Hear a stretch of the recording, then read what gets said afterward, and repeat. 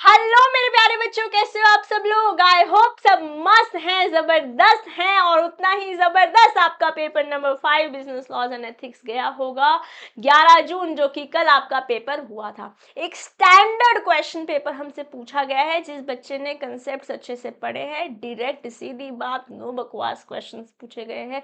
और इंस्टीट्यूट फिर से साबित करते हुए चल रहा है कि सिलेक्टिव स्टडी करते हुए मत चलो, अपने कंसेप्ट को अच्छे से पढ़ो। जो कंसेप्ट स्टडी मटेरियल में दिए हुए हैं, जो क्वेश्चंस वहां पूछे हुए हैं, सिमिलर क्वेश्चंस पूछे गए हैं। और जो टॉपिक्स, अगर आपने मेरे साथ एबीसी एनालिसिस किया होगा, अगर आपने मोस्ट इंपॉर्टेंट टॉपिक्स वाला सेशन स्ट्रैटेजी वीडियो देखी होगी, तो बिल्कुल जो क्वेश्चंस वहां देखे थे वो हमें यहाँ पर दिखाई भी दिए हैं। Yes, apart from that also I always recommended कि हम सिलेक्टिव स्टडीज नहीं करेंगे कभी भी, और वो हमारे को यहाँ अगर आपने ऐसे फॉलो किया होगा तो उसका आपको रिजल्ट ज़रूर मिला होगा। चलिए फटाफट से आंसर्स डिस्कस करते हैं आपके क्वेश्चंस के। क्वेश्चन आपके पास टोटल 8 क्वेश्चंस थे। क्वेश्चन नंबर 1 कंपलसरी था। क्वेश्चन नंबर 2 से लेके क्वेश्चन नंबर 8 टोटल 7 क्वेश्चन बनते हैं। इन 7 में से कोई से 5 क्वेश्चंस करने थे। ओके, तो पहला क्वेश्चन था हमारे पास, लोक अदालत और people's court have been established by the government to settle the disputes by way of conciliation, debating, sacrifice या glorification। लोक अदालत चल दिए हैं हम, it is conciliation। The answer here is A।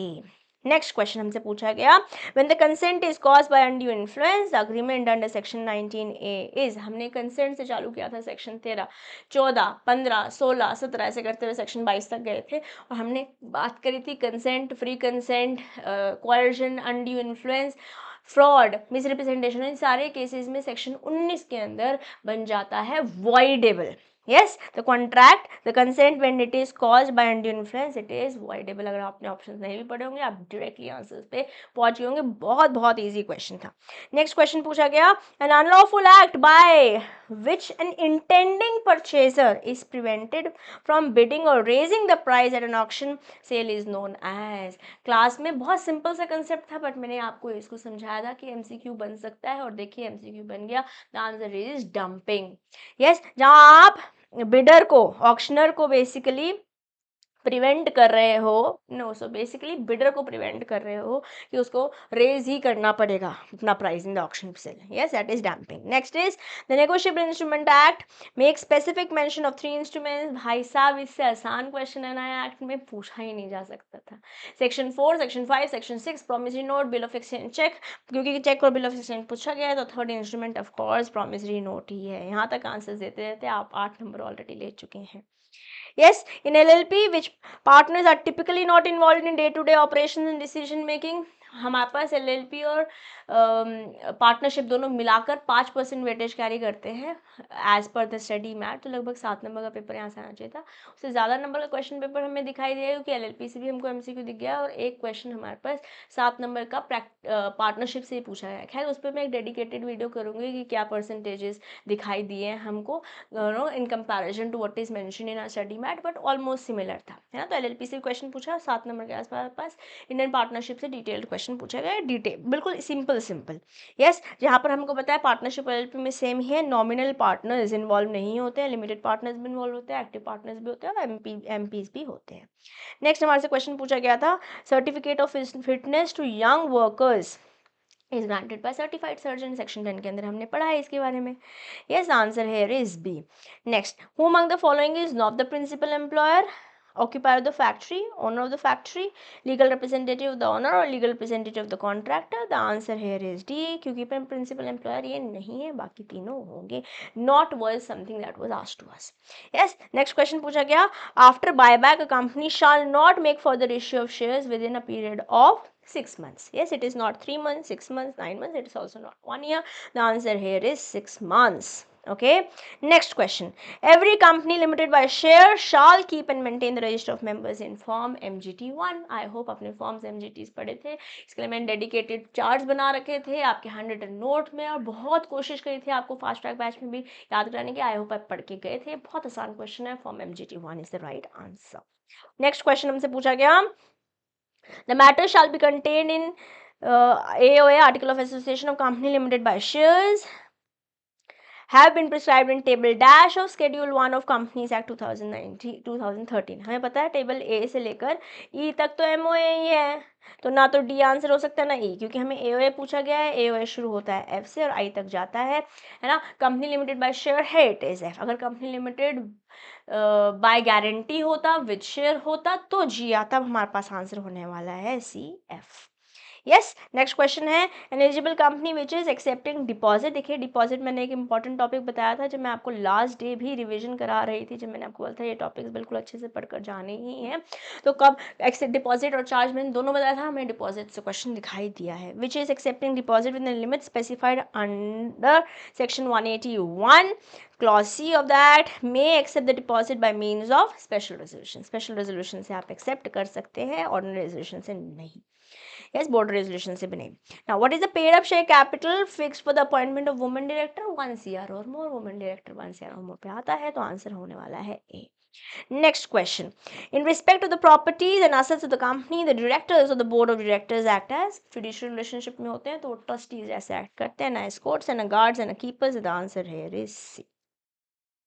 Next, it is a popular theme innovation related to this area in costing is Kaizen costing। What's the name of this theme? क्या है ये theme का नाम?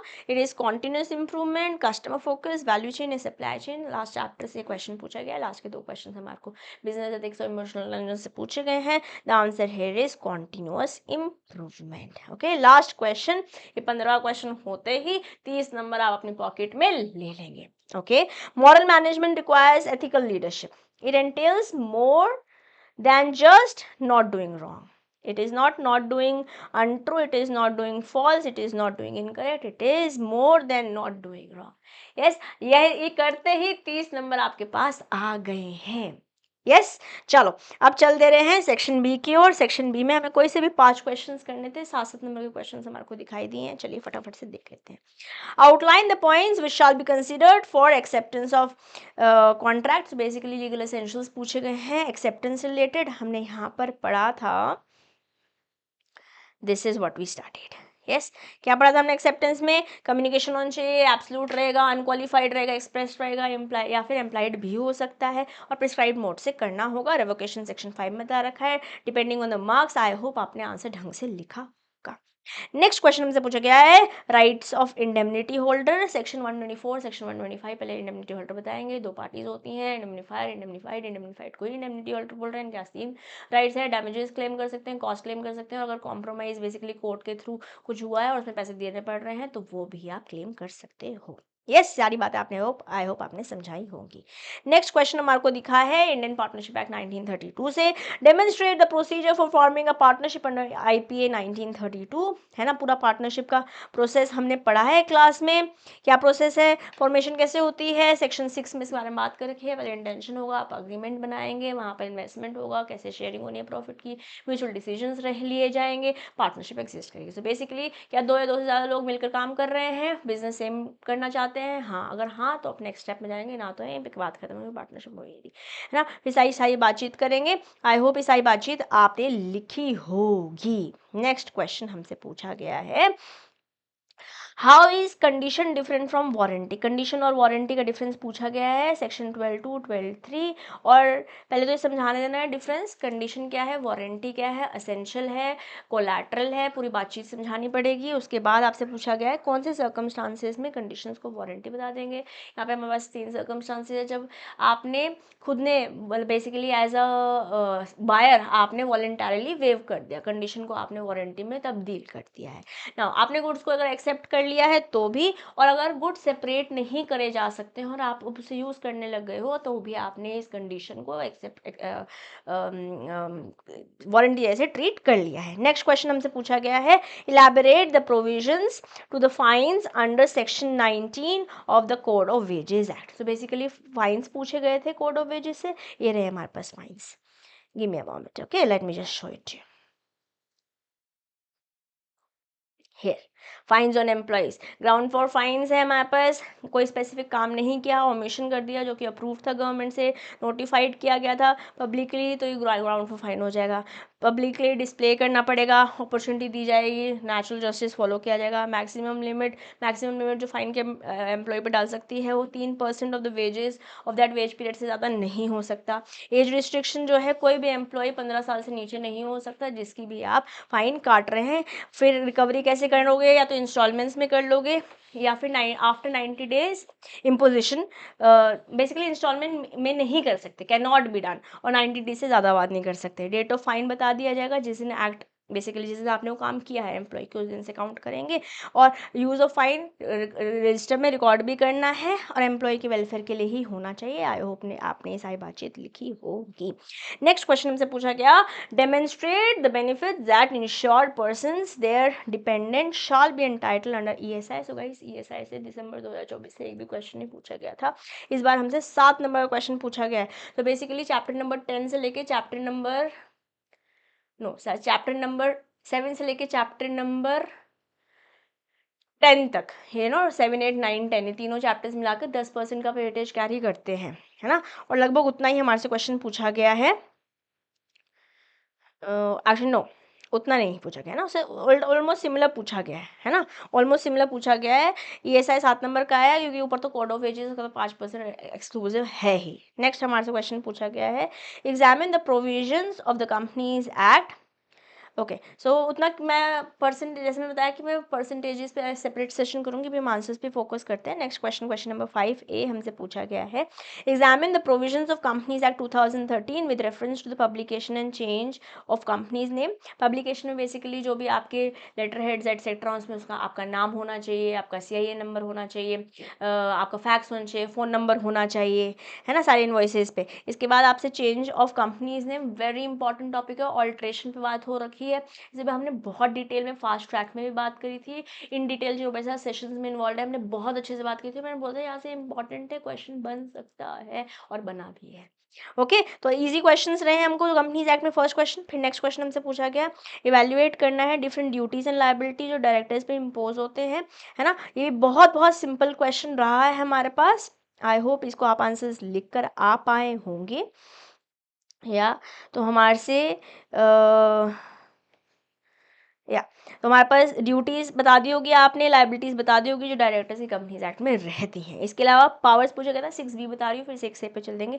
Powers of directors क्या है हमारे पास, powers of board क्या है हमारे पास, board act unless specifically restricted by companies act, MOA, share holders resolution, और फिर powers exercise by board resolution. ये सारी बातचीत बतानी मैंने इसका मेमोनिक भी आपको समझाया था किस किस चीज़ में इन्वॉल्व हो सकते हैं। जो 6A हमारे से पूछा गया वो finance control and operational control के बारे में पूछा गया था, क्या स्कोप है, क्या फंक्शन है, क्या ड्यूटीज़ हैं, क्या फोकस है, रिपोर्ट किसको करते हो। सो बेसिकली आपसे क्वेश्चन पूछा गया ऑपरेशनल ऑफ फिनेंशियल कंट्रोल के बारे में, जो डे टू डे होता है वो ऑपरेशनल होता है, शॉर्ट टर्म में production function, inventory management, quality of goods, human relation सब में इन्वॉल्व होता है। लॉन्ग टर्म जो रहता है वो बजट प्रिपरेशन, कॉस्ट प्रिपरेशन, है ना, कॉस्ट कंट्रोल, इन सब पे बातचीत करते हैं। एक सिंपल क्वेश्चन पूछा गया था, और देखिए मैंने अब आपको जब मैं रिवीजन नोट्स दिखा रही हूँ वहाँ पे 1 by 1 सिमिलर लाइन पे ही हम क्वेश्चन कर रहे हैं। ओके, ये रहे आपके पास कंपनीज एक्ट से क्वेश्चन। फिर हमारे से क्वेश्चन पूछा गया है, आई होप मैंने कुछ क्वेश्चन मिस नहीं किया। Next question, okay, 7th question हमारे से पूछा गया, CFAI की वेबसाइट के अकॉर्डिंग कोड ऑफ एथिक्स, मतलब बेसिकली कोड ऑफ कंडक्ट जो फॉलो करना चाहिए CFA के मेंबर को, वो कौन सा है। आइए ये भी देख लेते हैं। ये रहे, है ना, इंटेग्रिटी से, कंपिटेंसी से, डिलीजेंस से, रिस्पेक्ट से काम करेंगे, अपने क्लाइंट और प्रोफेशन का इंटरेस्ट अपने ऊपर रखेंगे, रीजनेबल केयर और जजमेंट से काम करेंगे, प्रैक्टिस करेंगे, प्रमोट करेंगे एथिकल बिहेवियर, यस, प्रमोट करेंगे इंटीग्रिटी ग्लोबल कैपिटल मार्केट की, मेंटेन और इम्प्रूव करेंगे प्रोफेशनल कंपिटेंसी। इसको याद करने के लिए मैंने आपको बताया था, investors care deeply regarding global professionals. इसको याद कैसे किया था, integrity, care, diligence, respect, global markets and professionalism. I hope आप सारी बातचीत लिख कर आए होंगे। बहुत सिंपल क्वेश्चन था और मैंने आपको बताया था कि एक इम्पॉर्टेंट टॉपिक डेफिनेटली है, इसको आपने अच्छे से पढ़ा होगा। यस, नेक्स्ट क्वेश्चन हमारे से पूछा गया था, डिस्कस द 4 एट्रीब्यूट्स जो कॉमनली यूज किए जाते हैं इमोशनल इंटेलिजेंस में, उसको हमें ब्रीफली स्टेट करना था। ओके, तो हमारा आंसर ये रहा, गिव मी अ मोमेंट, है ना। आई होप अपने चारों एट्रीब्यूट्स बताए होंगे। EI मैंने नेक्स्ट डे बताया था आपको, है ना, जब हमने चैप्टर पढ़ा था। हमने 2 सेशंस में ये टॉपिक किया था जब हम रिवाइज कर रहे थे। यस, और हमने जब इमोशनल इंटेलिजेंस शुरू किया था, हमने बातचीत यही से करनी शुरू करी थी। Self awareness, self management, social awareness, relationship management, yes, all of it has to be included in the emotional intelligence purview.